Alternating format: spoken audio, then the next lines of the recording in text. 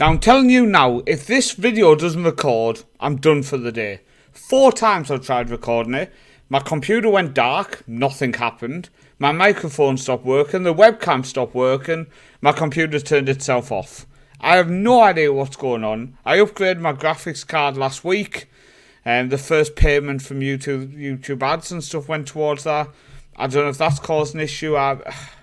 Let's get into the end of the 2057 season.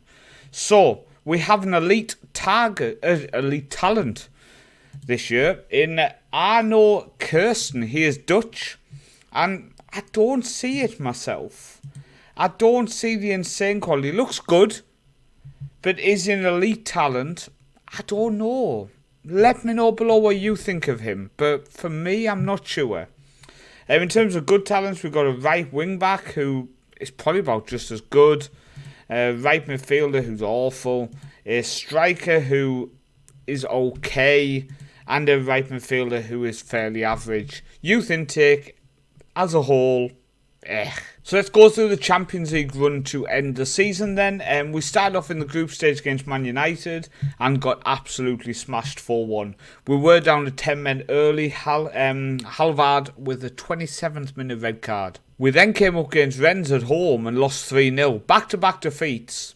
A little bit concerning. Now we've got a draw here at home to Newcastle, but in my opinion at this point, I'm thinking we desperately need a left back. We're looking weak in that position.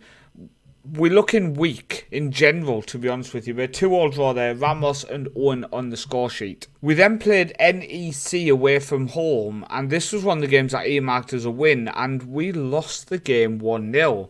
And honestly, considering we're about going to our last season of the save, very disappointed with how we look. We then came up against Tottenham away from home and we stepped up.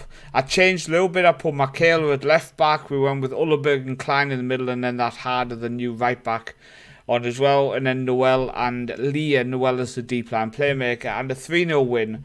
Ramos, McKengo and Silverton on the score sheet. And we just travelled to Lyon and got a 2-0 victory with Ramos and Silverton on the score sheet, which sees us go into 25th place at the minute. Top 24 qualified, so we need to step up. We need to jump forward and make sure we actually get in that top 24, because we started very, very poorly. Domestically, though, we did end the season winning the Cup as well, so that was the Super Cup and the Cup in the bag. And then moving on to the actual league campaign, then we did win the league title, an unbeaten season with 122, drew 5 games by the way, with a plus 90 goal difference. If we go on to the stages side of things, we did get 101 goals, 11 goals conceded, plus 90, 71 points, 10 clear of Vikingur Goethe, who have qualified for the Champions League, KI in the Europa League, Scala and HB in the Conference League. Now, before we look at our players, let's see how these teams have done in Europe. I can see some victories.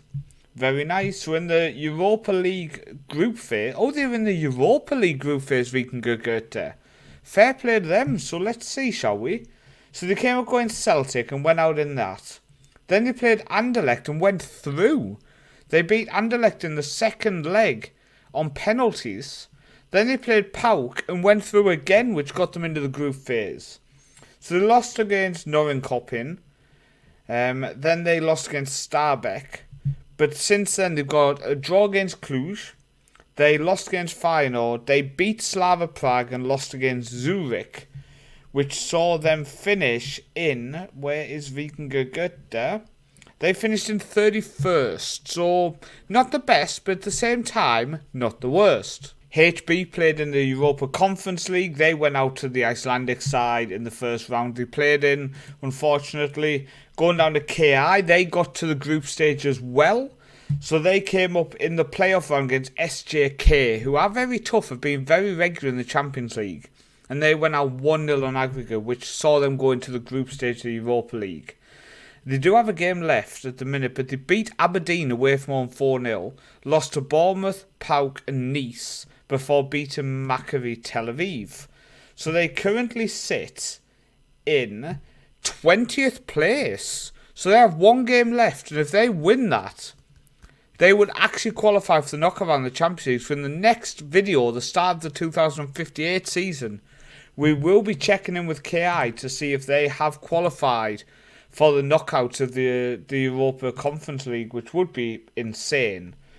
Scala, unfortunately, they came in the Conference League and went straight out. But 2 teams into the group stage, 3 including us, and KI actually have a chance of qualifying for the knockouts, which would be insane and unbelievably fantastic to see. So after a tough run in the Champions League, etc., and winning the domestic treble, our top goal scorer for the season was Mufasa with 21, Paul also on 21, Owen with 17 goals, Ramos with 14, Noel with 13, McKengo with 13, and Silverton with 11. Really, really nice to see how many people got double figures there. In terms of assists, Owen with 19, Noel with 17, Halvard with 17, and then Silverton with 7, Ramos with 6, Paul with 4, so on and so on. Our team is decent. I do think we need new left back. We need maybe a bit more depth of quality in the defensive midfield. So that is another position I'm going to be working on going into next season. Our B team had another successful season. We do have some good talent in our B team. If I go on to the goal side of things then, Diego too got 12 goals and 12 assists. So he's still ticking along nicely. 22 years old, cost us less than $1 million. But he is doing well. One thing I definitely do want to point out, if I can find where he is, I think I put him up in the first team ready for next season. So, Porteinson, we sent on loan to Halmstad. He played 25 league games, scoring 27 goals. So he's going to move up in our first team for next season. I did say there was a potential I wanted to move him up into the first team, and he has proven me right with an insanely impressive goal scoring record this season. But as you can see, our B team won the league again. They've won it every single season now since 2023, which is mad because we weren't a dominating force then, but our B team started dominating very quickly, and it's just insane if you think about it.